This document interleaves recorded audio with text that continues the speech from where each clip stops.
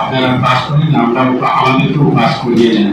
আজকেও সেটা হচ্ছে যে অনেক দূর থেকে আপনারা এসেছেন আমাদের, কিন্তু খুব ভালো লাগছে সবার উপস্থিতিতে আমরা কিছু সবাই নিজে হাতে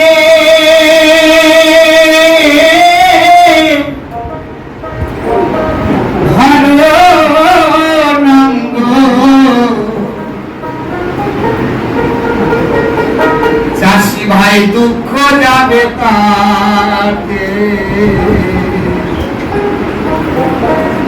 আবাদ বাড়াও ফসল ফলা বাঁচান আশাতে।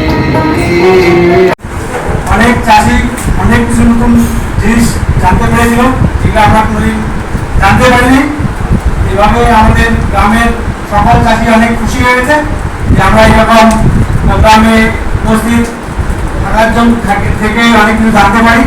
এরকম প্রোগ্রাম আবার চাচ্ছিল।